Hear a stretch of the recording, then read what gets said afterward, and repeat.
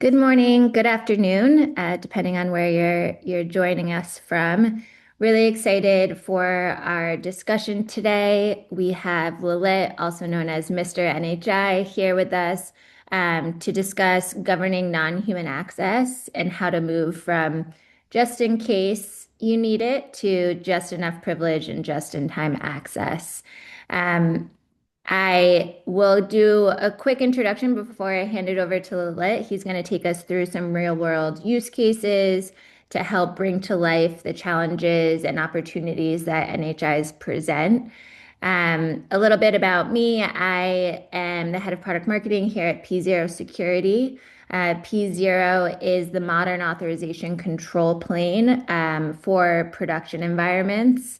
And we are really focused on helping our customers move from standing privilege to just enough privilege and just in time access across their entire production system. And this includes all identities, which is why we're so excited to have Lit here today. We believe that human users, NHIs, and now AI agents are all critical entities to include in your governance and access management programs, and a crucial part of modern development processes. So with that, I would love to hand it over to you, Lalit, so you can do a quick introduction of your background and your organization, the Non-Human Identity Management Group, before you take us into your presentation today. Hi everyone, and thanks Kelsey and P0 Security for inviting me to this webinar. Yeah, so in terms of my background, I'm been in the industry now for close to 35 years, so a bit of an old man now, a bit of a veteran. I've spent most of my time working in sort of the financial industry, investment banking, and throughout my career, I've driven very large IM, PAM, and non-human identity programs. Before founding the Non-Human Identity Management Group, I ran one of the largest NHI programs in the financial industry for about 4 years, where we dealt with over 100,000 non-human identities. We'll talk about that a little bit more later. And then about 18 months ago, founded the Non-Human Identity Management Group. Our goal and mission is to really evangelize, educate, and train the organizations on how to tackle the biggest risks that we've got in identity security. Along the way, yes, I've now been given the nickname Mr. NHI. And Lilith, before you jump in, I'd love to ask what compelled you to found the NHI management group. It sounds like you were living the practitioner side of things. What made you feel like it needed this advocacy and education that your group's been able to help provide the industry? Yeah, look, it's an interesting question. I always say I became an accidental founder of this group. I guess about 18 months ago, I kind of realized, well, I first wrote a white paper on managing sort of non-human identity risks. That got a lot of attention in the industry. And then I kind of realized as I started to speak to folks in the industry, there was a huge focus on various vendors trying to solve this problem, but realized there was no community, no place people could go to kind of get connected, and kind of drive sort of collaboration. And then I created a group on LinkedIn, and then that just mushroomed and mushroomed, and then we formed the group. And now, yeah, all we do is focus and educate and evangelize around non-human identity. So I kind of say now it's all rolling down a hill. It's kind of controlling me now versus the other way around. And now with the huge growth with agentic AI, just I seem even more excited to kind of be helping drive and collaborate around this topic in the industry. Yep. I mean, that's about as organic crowdsourcing as you can get. And it's why we love partnering with you and giving our audience an opportunity to hear from your lived experience and all of your conversations across vendors and customers alike. So with that, let's jump in to sharing some of that if you're ready. Yeah, sure. So I think many people may know some of the basics around sort of non-human machine identities. But like, I just want to recap, what are the key challenges that we have around NHIs? Like, clearly, this continues to become the number one identity threat that we have in the industry now, especially with, agentic AI coming along. I guess historically, non-human identities have been, static in nature, long-lived credentials from passwords to service accounts to API keys and tokens.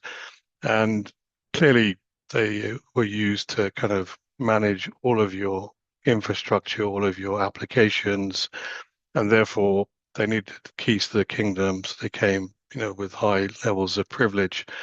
Um, I guess over the last sort of 10 years with sort of cloud SaaS-based services, we've now seen huge kind of hyper fragmentation, across the industry, making kind of, much, much harder for organizations to sort of manage kind of what we call the big secret sprawl problem that we have with non-human identities. Just the problems just got bigger and bigger. We used to quote 25 to 50x, non-human identities to human identities. We're now quoting, in excess of 100, 200. So, the challenges you've got in dealing with non-human identities versus human identities is a much, much more complex problem. Historically, most orgs kind of either been afraid or not really tackled the non-human identity problem. Very few controls are in place and tooling to sort of manage the full life cycle. So I'd say, it's still for many organizations, it is, a huge kind of gap that exists, and many orgs still just don't have a good view of what they have, what risks they have, and let alone then resolving, the issues that associated with NHIs. I guess if we move on to the next slide, we can talk about some of the risks that exist. Now, clearly, many NHIs, you'll find are going to be in plain text, unencrypted credentials that you find, in source code. At one organization, we were scanning for hard-coded secrets, and in our first scan, we found over 1 million potential secrets that existed. So clearly, that shows you kind of how big this problem is. But most organizations, you would normally start with like, how many do we have? What's the size of the problem? Typically, most organizations won't even have that inventory. And given that we've got this hyper fragmented environment, getting a view on, all your NHIs that you've got out there is very, very challenging, especially when you're dealing with sort of multi-cloud SaaS and then your on-prem environments. You effectively need to have data at all your different endpoints to sort of pull that data together. Even though once your inventory, typically, there's a lack of ownership, who's accountable. You have a lot of, stale, inactive accounts. It's not uncommon for organizations to have maybe 60, 70% of the NHIs that are stale, inactive. No one knows what they are, when they were created, some 20, 30 years ago. And they've never been cleaned up. They've never had their passwords, credentials cycled. And then some of the other risks, you typically see, humans using these accounts internally within your organization. And with all these issues, kind of, it becomes easy for a threat actor, be that external or internal, to compromise your systems, discovering the credentials. As they say, attackers don't break in anymore; they just log in. So, huge number of risks that we've historically had with managing non-human identities. And a quick question here, Lalit, if I may. It feels like a lot of customers will come to P0, and this is not something that, everything you're saying tracks, but it's not something that they're unaware of. It's almost like a known unknown from what we're Yeah. seeing What do you think drives that, especially for, security teams, identity teams, where that is, all their a huge focus is mitigating risk. Why are so many organizations living with this blind spot, when many are well aware that it's there? What's your sense? I would say simply it's probably going to be the toughest problem that most organizations are going to have to tackle. And I think just the sheer size and scale of putting in place a remediation program to mitigate the risk, especially when you're dealing with tens of thousands of these credentials and with AI, that's going to explode. Mm. I still think obviously many orgs are still maturing their human solutions, let alone their PAM solutions. So this was always the next thing that, was probably going to be on the radar. But I think just, I speak to a lot of organizations, they definitely want to tackle the problem. They know about the problem, but then getting appropriate funding, getting this prioritized with all the other risks that, a CISO or a security head has to manage, just becomes, a difficult thing to, invest in because it's not a small problem. We'll talk about that in a minute as I share some insights on a program that I helped set up to give you sort of a sense of the size and scale that was required. Okay, so what I'm going to take you through is kind of a very, very large global financial institution that I worked for a number of years ago. And look, to your point, Kelsey, I'd been talking to my CISO and head of IM probably 4 or 5 years before this particular kind of incident occurred, telling them, look, you need to fac factor in and start prioritizing remediation of these non-human identities. At the time, we had a new head of IM, and they actually weren't that familiar with this issue, right? And as I said, they wanted to focus on PAM as their next priority because they had some regulatory points that they had to address. So it was always something known about, but just wasn't a priority. And then one day I get a call from my CISO, and he says, "Look, we've just had a major business impacting incident. It's caused a lot of senior escalation, and we believe it's related to sort of an inappropriate use of a non-human identity. I get asked to help kind of troubleshoot, see what's going on, and we get asked by our CTO, that whatever NHI was used inappropriately, we need to rotate that password immediately within 24 hours.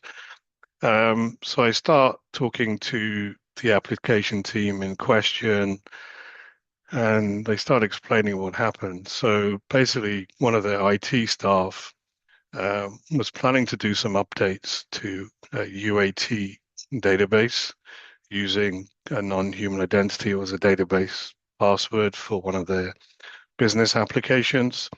Um, and instead of connecting to UAT, they actually connected to production, did some updates, and post updates being made, there was a big production outage.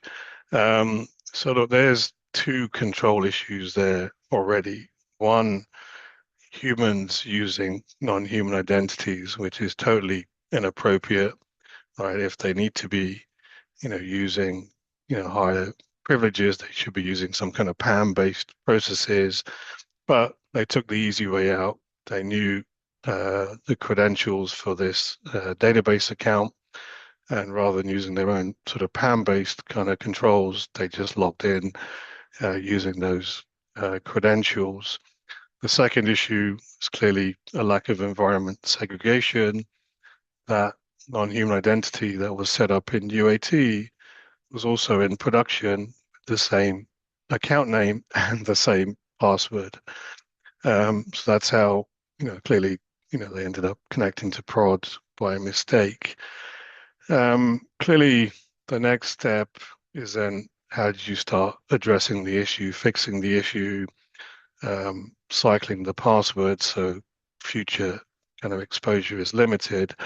So we started speaking to the application team and saying, look, well, you now need to, secure this credential, cycle the password. And their first problem was we don't even know where this credential is being referenced in our own source code scripts. So we had to kind of help them do some scanning, of their source code repositories and find all the places where this credential was used. And it was hard coded in kind of many different scripts. Um, and then one of the team members said to us, look, even though we are using this credential and it's hard coded, and we're also going to have to make lots of coding changes and deploy these changes, to production. We think over the years we may have given out this credential to some other applications as well, right? So that's sharing of credentials. They said there's a couple that are out there we know of for sure, but it could be broader.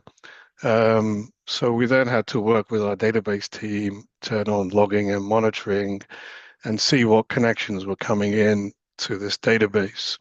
And we could see roughly 8 to 10 other applications were connecting in, and then we had to kind of work backwards from which hosts were connecting into that database, what IP addresses, to kind of then using our CMDB data, work out who were connecting in. Once we kind of got that inventory, we then had to start talking not only to the application team in question, but all those other teams to say, look, you're sharing this credential. It's not yours. It's owned by another team. You need to stop doing that. You need to create your own credentials on that database that, you're the owner of. So we had to go through a very long-winded process and then also find all the places where those applications were referencing that credential. So kind of the edict from our CIO that said, look, you need to cycle this password in, 24 hours was just not physically possible. Because if we'd cycled the password, we would have not only broken the business app in question, but many other applications that were out there using the same credential. So in the end, with many, many, man days of effort across many different teams, it took us 3 weeks, right, to just fix one credential, have each team use their own dedicated credentials and then move that credential, into a kind of a vault solution. So again, some major control issues there. Obviously, some other control issues were lack of monitoring controls, humans using these accounts, but no one knew that they were using them inappropriately. And then finally, because there was no management of these credentials, and at the time, the organization didn't even have a policy in place to cycle non-human identities, this credential was known by lots of people, and that's really dangerous, right? If you're not doing regular rotation and then you have kind of transfer lever events, Kelsey, you could be in my team, know the password for, a particular NHI and then move to another team and still get in. And actually, we had a subsequent incident, along those lines where someone had transferred to another team and was still using an NHI credential that they knew about, even though they were now in a completely new role. So I hope that gives you sort of a sense of kind of, just one example and how big the impact is. And it was an eye opener for our CISO and head of IM. And surprise, surprise, as we kind of mitigated the risk of that particular account, my CISO said, well, Lau, the issue that you've been talking to us about for Right. years and years, we need to now start a program immediately. So then I embarked on establishing and running a global NHI program for about 4 years. Overall, we probably spent about $20 million or more on that program. As I said, we first started scanning. We had no scanning in place. We found over 1 million credentials that were potentially hard coded, lots of false positives. And then we had to embark, tackling our highest risk applications and securing those credentials, moving everything to vaults, dealing with cycling, implementing monitoring controls. I mean, in those days, this was about 6, 7 years ago, various products like P0 and many others that are out in the market just didn't exist. So we had to do everything from the ground up. And Mhm. maybe we can move on to the next slide to talk Sure. about kind of the kind of things you would typically have to do. So this is kind of our life cycle diagram that we've developed. So clearly you need to look at your provisioning processes, making sure that as new non-human identities are created, they go straight into a vault without humans being in the loop. But really, you need to move to more of a target state, right, which is dynamic, ephemeral, just-in-time credentials. You clearly need to have your discovery, find out all the accounts that are out there or identities, and inventory them, you know, put in place ownership, and then understand kind of and classify the accounts because not every account's the same. Some accounts are much higher risk than others. So what's the permission that identity or account gives? What's the breadth of access? Does it give you access to one database, one server, or thousands? Um, and then you need to start thinking about posture management, hygiene. Clearly you're going to have unused credentials that you should clean up to reduce the surface area of risk. Many um, privileges that are granted to NHIs are typically very broad in nature. We did some analysis at one org where nearly 90% of the privileges were right when they were only doing reads. So again, if you could reclassify those to read from write, again, you're reducing that surface area of risk. Clearly, you then need to move on to fixing the issues, securing the credentials, maybe moving away from hard-coded passwords, doing encryption all the way to vaulting, and then clearly things like cycling, rotation. But look, that's really hard to do given the operational impact if you haven't got all your dependencies lined up and you cycle a credential, you could break production, right? So there's a big fear when it comes to rotation. And then clearly you need to have monitoring controls in place because, not only is there an external threat that you need to be concerned about, you also need to be thinking about the internal threat because I can guarantee you most orgs, humans are going to be using NHIs inappropriately, sorry. And then finally, you need to kind of move to kind of your target state, put in place prevent controls, stop the check-in of hard-coded static secrets. We implemented some of that, our prior org. But again, you really need to move to real-time dynamic ephemeral credentials and move away from the bad static, um, long-lived credentials. So as you can Sure. see, there's a huge amount you need to be thinking about doing, and that's why organizations, in some respects, can be quite reluctant to addressing this issue. But I think the good news is now, there's a lot better tooling in place. When we solved this at the org I was referring to, we did everything from the ground up. And that's why it costs so much money to build all the capability and do all the remediation. But I think tooling's matured, we've got better standards, so I think organizations should be much better placed now to tackle this problem. And, I'm sure we'll talk about agentic AI, I think is going to force everyone's hand to now really start tackling all this much Right. more urgently than previously they wanted to.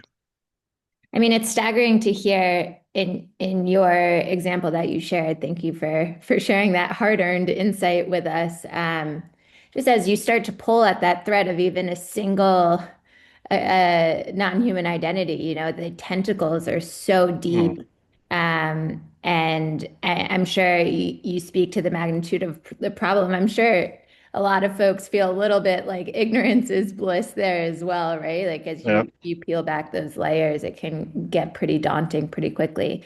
Yeah. I mean, also just on that, just to add, sorry, the other challenge is like who owns this problem, Mm, right? There isn't one owner, right? Because you've got the IM team, right, that are going to be key players. You can have your DevSecOps teams that are managing all the CI/CD processes. Also, you've got your security teams, your CISO teams. So that's always the other challenge as well, right? Who's prepared to kind of own and drive this within an organization?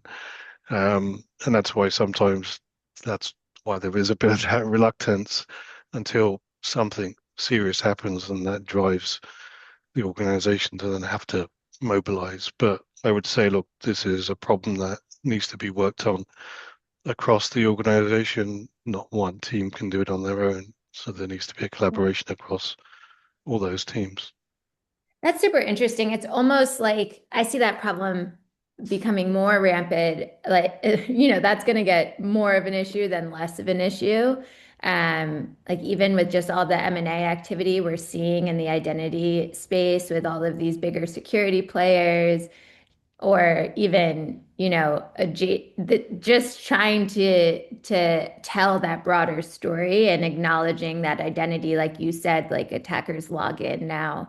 It's almost like NHIs were uh, the first real life tension in terms of ownership there. I think Mm. we'll see that hopefully more collaboration, but I'm interested in your thoughts on how that will continue to evolve or amplify as we see this convergence in the market. Well, I think to the point about this amplifying, again, you can't get away from kind of the whole AI agentic AI Mhm. story. And I think the complexities of how organizationally you manage NHIs, I think is going to get compounded now, or is already being compounded when it comes to you know, AI agents. Now that's getting board level attention. Clearly, you know, um, every organization, is part of the AI arms race, as we call it. That unless kind of you can start taking advantage of, agentic AI, you're going to be left behind, right? And the competition is going to eat you up. So every organization's now focused on building AI agents. And so I think that broadens the scope now in terms of organizational impact because that takes the challenges to a different level. Now you've got the board involved, you're going to have people in the business unit, right? More shadow IT, you know, getting involved, and therefore identity is kind of the core foundation to managing AI agents is going to become more and more critical. So unless you've got a good solid foundation for how you manage your identities, and to your earlier point, including humans, non-humans, and under non-humans, AI agent identities, um, I think the people that are going to succeed and build secure, you know, AI agent sort of solutions are going to need to have a very, very solid, you know, identity foundation that they can build on, because that now is kind of the security plane, right, for the future. Um, so I think, yeah, the problem's getting more complex organizationally than less, unfortunately. Well, let's talk about some things teams can do uh, to help stay ahead. Can you walk us through some of these best practices that you have? Yeah, look, I think given just the sheer scale of the problem, we'd obviously touched on the first point, but look, I think it's impossible to tackle NHIs, you know, kind of completely, um, unless your hand is forced, like we were at a financial organization where we had pretty much all of our global regulators coming after us to tackle the NHI issues. They wanted for the highest risk apps to fix all the hard-coded credentials, tackle cycling and monitoring. Then you really have to go big and invest, you know, millions and millions on this. But I think for most organizations, you have to take a risk-based approach, right? You can't fix everything. So getting that balance right between how do you manage kind of your legacy, kind of static credential estate that's out there that I don't think realistically orgs can fix all of that stuff. So again, take a risk-based approach once you've got your inventories and you've classified, all your NHIs, go after your highest risk applications, your regulatory applications are the ones that have the broadest impact. Clearly, some admin accounts that might have access to all your servers or databases. Again, taking that risk-based approach is really the only way you can and do remediation and risk reduction. I think as we've talked about static, long-lived credentials being the root cause of many of the issues. I think, strategically you need to move kind of to the dynamic, ephemeral, just-in-time model where, credentials are created and they're short-lived. So again, I think taking a risk-based approach, anything new that you're doing or any uplifts you're doing to your most critical and sensitive applications, start migrating away from static long-lived credentials to dynamic ephemeral credentials. And I would say for anything that you're building brand new, kind of in that agentic AI agent kind of world, do not use static credentials at all because clearly, AI agents are going to have even more risks associated with them. Given the autonomous nature and the ability to sort of talk to other agents, um, using static credentials there is a complete no-no, right? You need to move to kind of modern kind of identity sort of standards. Makes sense. Easier said than done, as I'm sure you will attest. Um, I'm curious I couldn't help myself but ask questions throughout. It was such a fascinating story of like bringing to life some of these known risks and governance gaps that enterprises have for a multitude of reasons. But I would love to sneak in a couple more questions as we come to the top of our 30 minutes here. You touched on different barriers that teams have and why some of these known unknowns tend to continue on in the background. Something that I hear customers have concerns around a lot when they come to P0 looking to start to get some of this credential sprawl under control is breaking automations or having things that are working, developers are happy, things seem to be going on in terms of the production side of things. How should teams think about balancing that friction, perceived friction at least, with implementing some of these best practices that you've walked us through? Yeah, look, I think you know everybody generally likes the easy way out, right? So using static credentials, is nice and easy. And it's quite shocking that, all the tools that are out there from a vibe coding standpoint still actively encourage the use of static credentials. You want to connect to, you know, uh, ChatGPT API, you're given a hard-coded, static API key. So look, as an industry, we're not helping things, but I think the key is, if you build the right infrastructure from an identity standpoint, that makes kind of the use of, you know, non-human identities, credentials like seamless to kind of the developers. Look, you're not going to stop developers. They're going to just focus on time to market and just keep building and serving the BU. So having the core infrastructure in place that, can, you know, just make everything seamless in terms of getting, dynamic ephemeral credentials, making sure that they're just in time, and you offer least privilege capabilities. I was doing a session last week where the view is when you build agents and your modern workloads, you know you should only give it the credentials it needs to kind of start up, start the workload.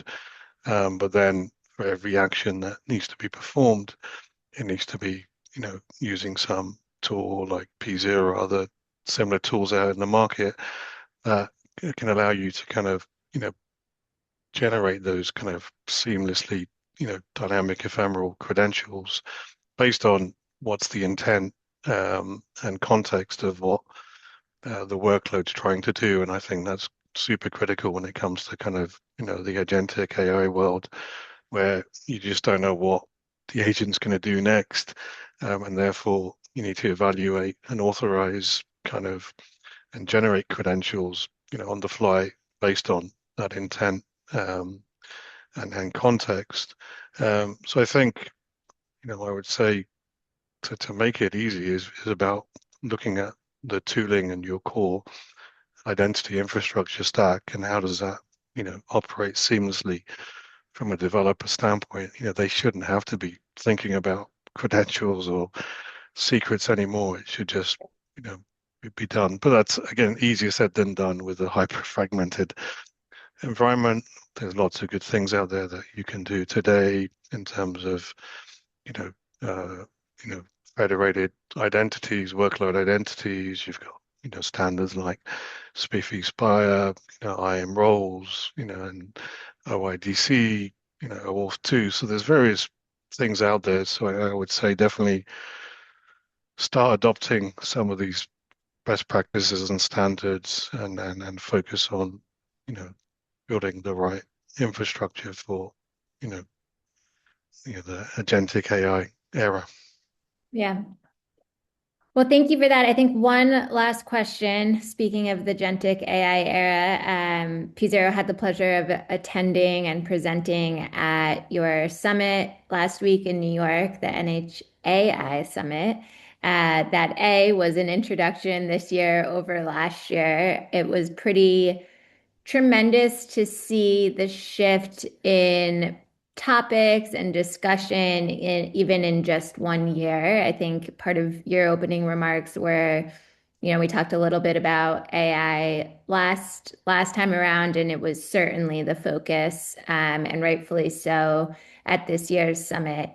And even today, you've talked about how it will likely be a forcing function for many teams to start thinking about NHI governance more seriously. Um, Two-part question to wrap up here, a meaty one for you. Do you think organizations are still underestimating the NHI problem and associated blast radius, I would say? And how do AI agents factor in add urgency, add blast radius? Bit of a leading question here, but really want to get your thoughts on this kind of next gen of NHI that we're entering into. Yeah, look, I think we've touched on it already, but I think yeah, I think everybody gets the NHI problem now. So I Yeah. think we're past that, you know, kind of education evangelization kind of phase, which was a big part of what our group and many others were focused on over the last couple of years. But yes, again, it's been that how do groups get started? I still think whilst people understand the problem, I think most organizations don't understand the blast radius, you know, in terms of how bad the impact is or how easy it is to compromise their systems.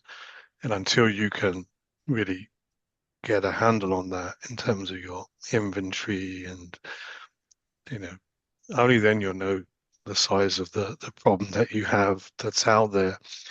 And look, whilst there's a lot of focus on agentic, your bigger problem is your existing kind of workloads, right, that are running using the sort of the standard NHIs. which are more kind of deterministic in nature.